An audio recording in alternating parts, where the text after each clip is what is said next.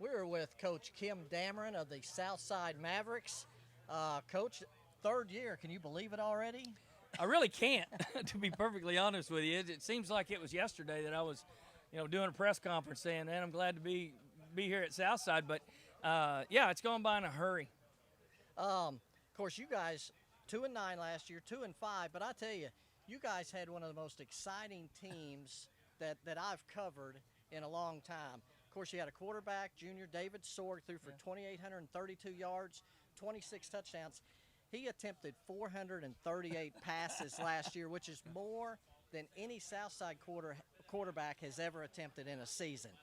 And you're looking at having him back, and then all of a sudden he's got a baseball injury, and now what are you looking at quarterback? Well, now between George Harrell, who George has taken the majority of the snaps from spring ball through the summer, and then also Carter Zimmerman.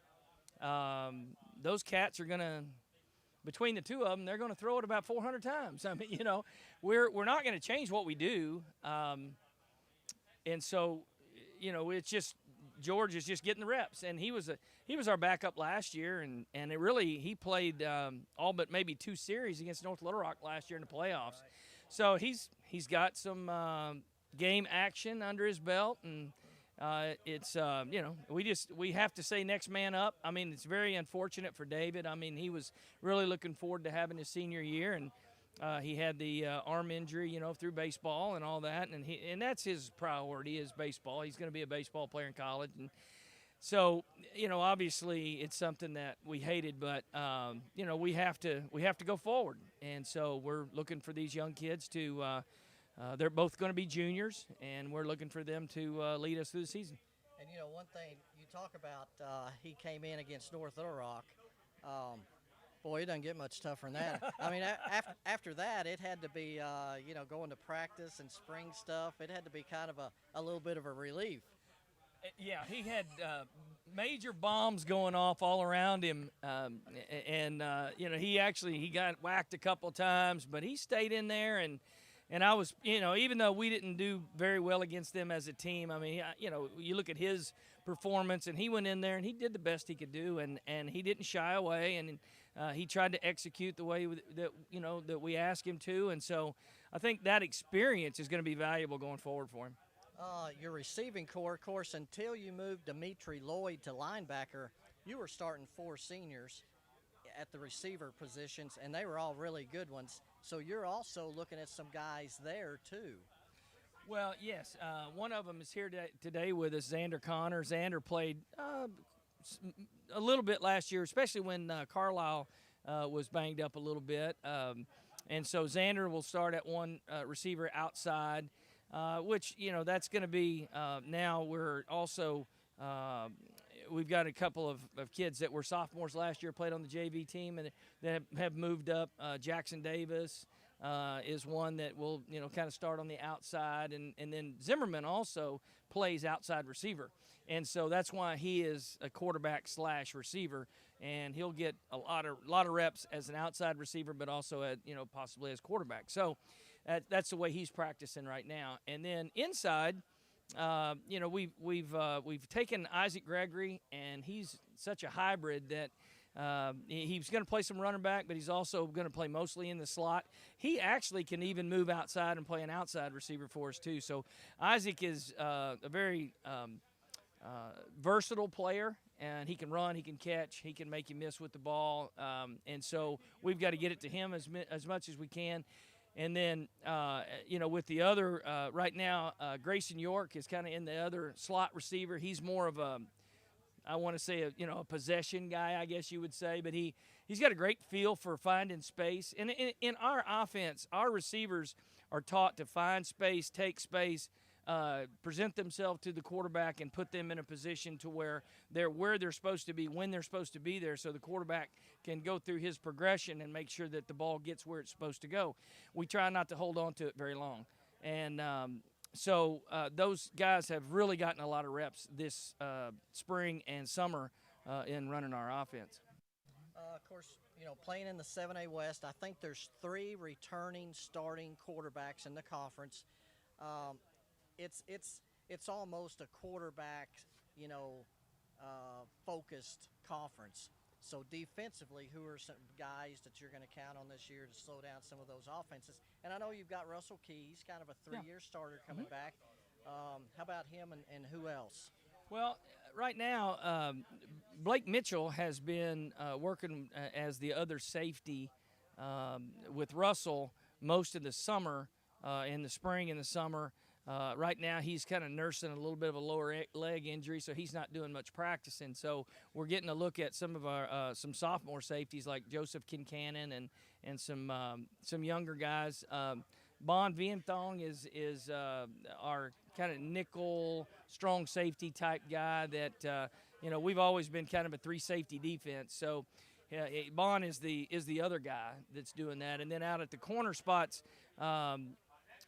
Keetrick Carter, who played some for us last year, and Devin Huggins, who started for us most of the year at corner. Those guys are back, and now the safeties are all three seniors, but the two corners are juniors. So we're looking at that group as kind of the starters, and then at linebacker, Evan Shelby and Cole Elwanger have been the two guys that have kind of taken over the inside linebacker positions, and we're doing we're transitioning a little bit defensively away from so much of the three-man rush, drop eight, middle field safety stuff to a little bit more conventional and pressure-oriented, four-down even defense.